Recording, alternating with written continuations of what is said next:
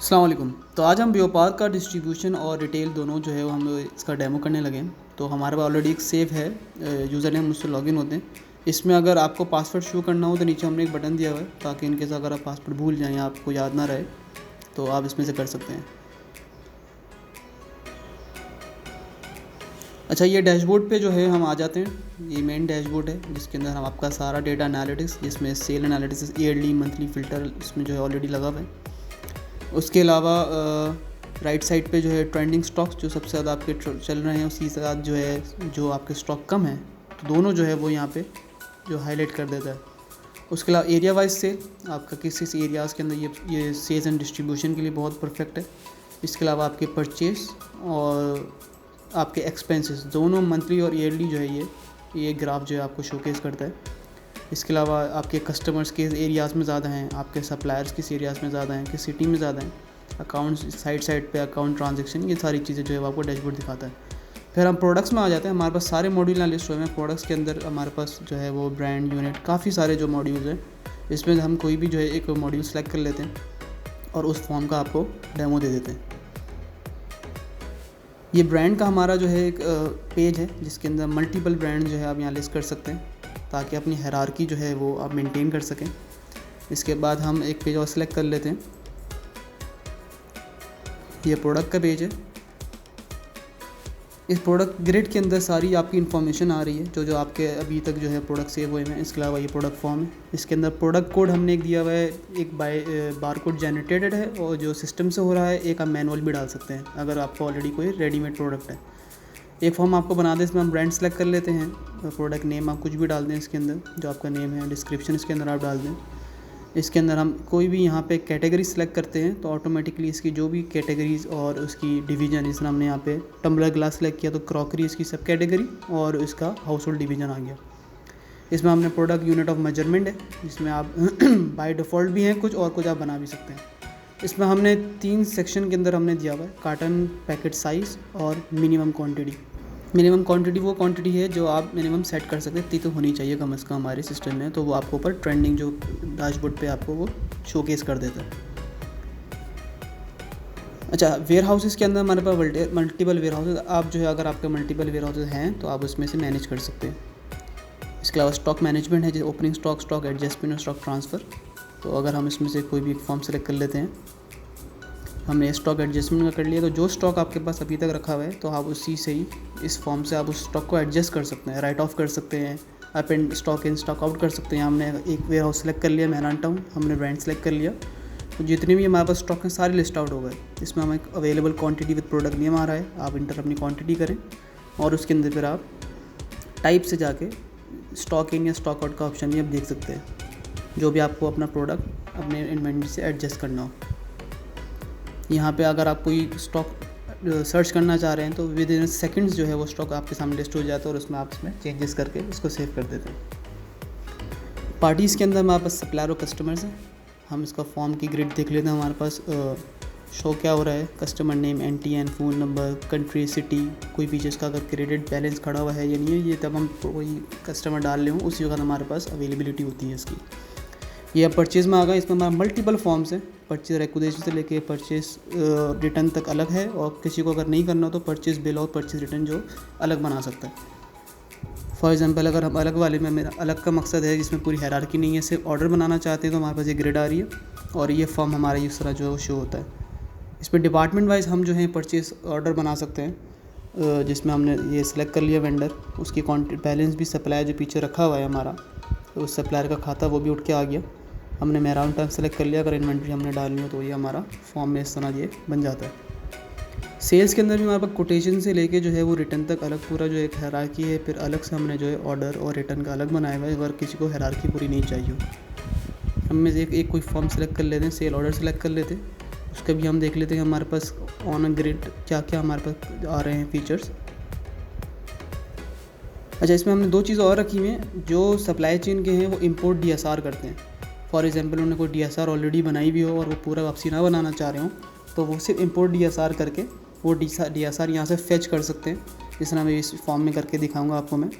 आप date to date select करें, इस डेट से DSR हमारी बनी हुई है, कोई बुकर सेलेक्ट करें और फिल्टर करते ही आपके पास वो पूरी DSR जितनी भी आपकी मौजूद होंगी इस डेट से इन बिटवीन तो आपको लिस्ट हो जाएंगी। एक्शन में क्लिक करने के बाद जब आप एक्शन बटन में क्लिक करेंगे तो वो जो DSR बनी हुई होगी ऑटोमेटिकली सारा डेटा यहाँ के फैच हो जाएगा। और इन केस अगर आपने ऑलरेडी कोई चेंजेस करनी हुई, जिस तरह अभी इस DSR में 3% डिस्काउंट लगा हुआ था, ये अमाउंट थी, आपने अगर इसको 2% या 5% एडिशनल को डिस्काउंट देना हुआ तो हम यहाँ % डाल के उसको भी कस्टमाइज़ कर सकते हैं।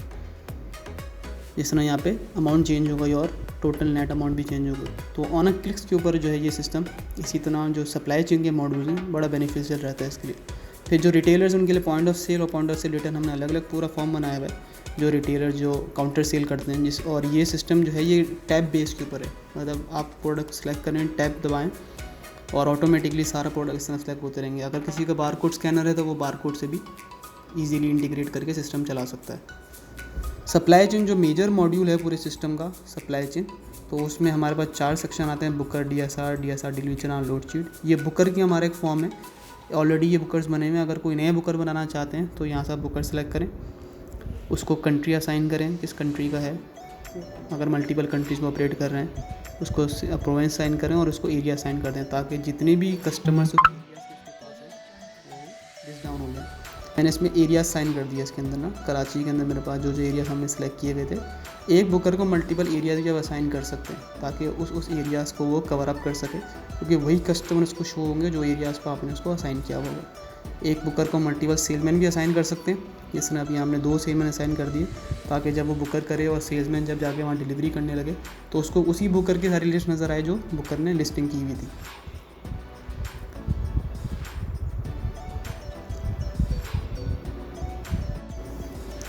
सप्लाई चेन में हमारे पास एक DSR का फॉर्म है, वो भी हमारे इसमें कोई डेटा नहीं है, तो हम एक दूसरे फॉर्म की तरफ बढ़ते हैं ताकि हम उसको डेटा शो कर सकें। इसमें जितनी भी रोज़ की DSR होती है उसमें लोड शीट वो जो है वो लिस्ट होती है। फिर हमारे पास DSR डिलीवरी चलान है, बेसिकली ये वो है जिससे आप इन्वेंट्री और ऑथराइजेशन एडमिन जो है वो करता है। ये ग्रिड में हमारे नज़र आ रहा है कि किस किस को किस वेयर हाउस से डेटा हमने DSR में जो हमने बनाई थी उसे हमने डिलीवर कर दिया। इसको बनाने के लिए जो है वो एड न्यू पे कंटिन्यू करना होता है ताकि आपके पास जो भी DSR ऑलरेडी बनी हुई हो तो हम वहाँ से उसको लिस्ट आउट कर सकें। इस तरह हमने कोई भी इसमें DSR सेलेक्ट कर लेते हैं, हमारे अवेलेबल होती है जो आप बुकर ने बनाई हो, और भी हमारे पास डेटा सारा लिस्ट डाउन हो जाता है। इससे बेसिकली इन्वेंट्री जितनी भी मैनेज, इसी से इन्वेंट्री मैनेज होती है जो वेयर हाउस के अंदर से जो डिलीवरी के वक्त जो है ना वो डेटा टॉप होती है। फिर हमारा ये लोड शीट समरी है जो सबसे इम्पॉर्टेंट पार्ट है इस सप्लाई चेन का। इसमें बुकर की number of booking, load sheet और वेयर हाउस शीट, ये 2 शीट जो हैं वो मेंटेन हो रही होती है।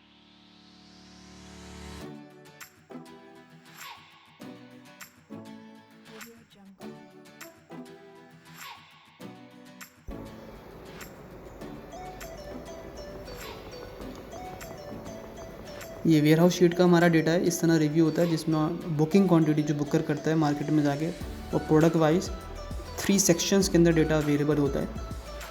अब जो हमारी दूसरी लोड शीट है उसका मैं आपको जो है रिव्यू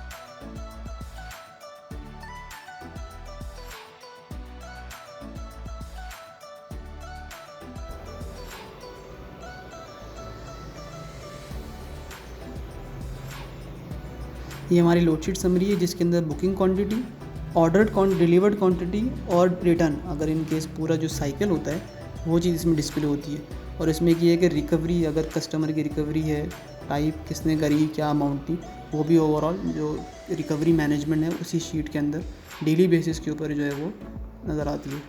इस जो रिपोर्टिंग का हमने बनाया, जो हमने फॉर्मेट बनाया, उसमें आप मल्टीपल ऑप्शन से एक्सपोर्ट भी कर सकते हो, डेटा फॉर्मलाइज भी कर सकते हो, डेटा ऑन स्पॉट आप जो है वो डाउनलोड भी कर सकते हो। फिर बैंकिंग मैनेज लोकेशन है जिसके अंदर मल्टीपल लोकेशन आप डाल सकते हो। बैंकिंग सिस्टम है, इसके अंदर आप बैंक, ब्रांच, अकाउंट, हर चीज़ जो है वो आप मेंटेन कर सकते हो। इसके अलावा हमारे पास अकाउंटिंग है, अकाउंट में हमारे पास 4 हैं, chart of account, account heads. अच्छा, हमारा जो चार्ट ऑफ अकाउंट्स हैं उसके अंदर ऑलरेडी बाय डिफ़ॉल्ट हमने जो है वो अकाउंट जो हैं वो डाले हुए हैं, और अगर इन केस आपके कोई न्यू सप्लायर्स या न्यू जो है वो कस्टमर्स अगर ऐड होते हैं तो ऑटोमेटिकली वो इसके अंदर बाइफिग्रेट हो जाते हैं। तो कुछ ऑलरेडी हमारे बने हुए हैं जिसके बेसिस के ऊपर 5 लेवल का जो अकाउंट सिस्टम जो है वो पूरा ऑपरेट होता है। फिर अकाउंट्स के अंदर हमारे पास जो है वो एक ट्रांजेक्शन फॉर्म है, आप उसके अंदर जितनी भी आपकी पेमेंट रिकवरीज होती हैं या पेमेंट देना होता है वो आप उसमें रिकवर कर दो। जैसे एक अभी ग्रिड में देख रहे होंगे आप, ये पेमेंट मोड जो है, कैश जो है वो पेएबल, कैश रिसीवेबल और जितनी अमाउंट पे की है वो सारी जो है वो ऑन ग्रिड्स के ऊपर नज़र आ रही होती है। ये फॉर्म इस तरह डिस्प्ले होता है। अगर आपको कोई ट्रांजैक्शन करनी हो तो उसके अंदर जो है वो ओपनिंग बैलेंस और अमाउंट वेरिएशन डेली बेसिस के ऊपर वो हो रहा होता है। अभी इस तरह से पेएबल रिसीव के अंदर जितनी भी अकाउंट्स हैं वो पेएबल्स जो आपने पे करने हैं वो सारे आ जाते हैं। और यहाँ पे अगर किसी कस्टमर का डेटा ऑलरेडी पीछे हो, जो खाता सिस्टम होता है, तो वो भी यहाँ से आप ट्रेस कर सकते हैं। अब दो ऑप्शन होते हैं, कैश और बैंक। बैंक के अंदर फिर आपको जो है ना प्रॉपर जो है वो ग्रिड्स आती हैं जिसके अंदर मल्टीपल आप अकाउंट्स, डेट, चेक नंबर ये करके आप उसको सेव करते हो ताकि आप उसको बाद में ट्रेस आउट कर सको। अगर आपको कैश करना है तो वो डायरेक्टली ऑन स्पॉट पर कैश भी कर सकते हो। फिर हमारा जो दूसरा हमारा मेन है वो है सेटिंग, जिसके अंदर company, branch, department, tax, return type सारी चीज़ आप ऑन स्पॉट जो है वो मेंटेन कर सकते हैं और उसको कस्टमाइज़ कर सकते हैं। फिर हमारा सिक्योरिटी मॉड्यूल है जिसके अंदर आप रोल, परमिशन, अनरोल, जो ये है ये रोल बेस एक्सेस कंट्रोल है, जिसमें आप मल्टीपल जो आपके यूज़र्स हैं सिस्टम के अंडर एडमिन या एडमिन लेवल के ऊपर आप उसको यहाँ से मेंटेन कर सकते हैं। फॉर एग्जांपल अगर मैं इसमें रोल का सिस्टम करूँ तो वहाँ पर ऑलरेडी एडमिन, सुपर एडमिन 5 से 6 रोल्स हैं। इंडिविजुअल यूज़र को आपको ज़रूरत नहीं होती है, आप पूरे एक रोल बना के उस रोल के अंदर आप उस जो यूज़र्स में आते हैं आप उसमें राइट्स दे सकते हैं ताकि वो मिनिमम क्लिक्स या मिनिमम जो है वो मैनेजमेंट के ऊपर वो एक्सेस जो है उनका कंट्रोल हो सके और उनका वही स्पॉट दे सके जो आप चाहते हैं कि आप अपने यूज़र्स को जो आपकी रिक्वायरमेंट है। फिर इसमें जो है वो एक रोल क्या कहते हैं, परमिशन ऑन रोल्स है, वो जो है वो आप उसके हिसाब से न्यू क्रिएट भी कर सकते हैं अगर आप करना चाहें। इसके अलावा जो है हमारे सिस्टम में यूज़र्स जो हैं वो आप मल्टीपल यूज़र्स भी बना सकते हैं, कोई इसमें रिस्ट्रिक्शन नहीं है। और ये ऑलरेडी हमारे कुछ यूज़र्स यहाँ बने हुए हैं। अगर मैं कोई यूज़र्स को एडिट करना चाहूँ तो हमें एक्शन बटन में जाके उसको एडिट भी कर सकता हूँ। जिस तरह ये ऑलरेडी यूज़र बना हुआ है, मैं उसको अपडेट करके या इनएक्टिव करके, अगर वो हमारे पास अभी नहीं है या जा चुका या हम उसको आके एंटरटेन करना नहीं चाहते तो हम यूँ भी कर सकते हैं। फिर हमारा जो मेन सेक्शन है पूरे सिस्टम का रिपोर्टिंग, इसमें मल्टीपल रिपोर्ट्स, अकाउंट्स के अंदर ledger, payable, receivable, expense, sales के अंदर कस्टमर व्यू, प्रोडक्ट वाइज जो है वो आपका हो सकता है परचेज, सेल्स, स्टॉक्स। अगर मैं एक स्टॉक की रिपोर्ट खोलूँ उसमें भी और मल्टीपल फ़िल्टर्स हैं। जिस तरह अभी इन्वेंट्री की जो मेरे पास है उसमें category, sales category, sub category, product wise, brand wise, warehouse wise, हर किस्म की आप जो है वो डेटा फ़िल्टर आउट कर सकते हो ऑन ए क्लिक के ऊपर। अभी कोई मैं आपके सामने जो है वो करके दिखाता हूँ ताकि आपको आइडिया हो।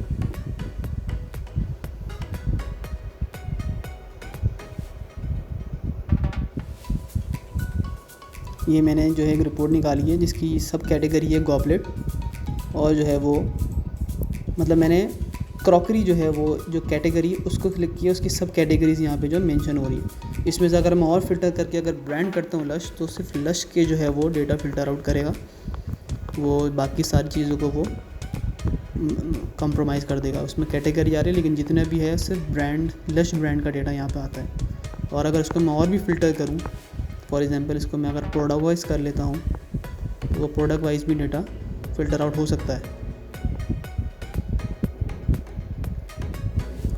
और इस डेटा जो है जो रिपोर्ट्स आ रही है उसके अंदर आप अपना current state, carton wise, packet wise और यूनिट वाइज ये ओवरऑल आप इसमें चेक कर सकते हो।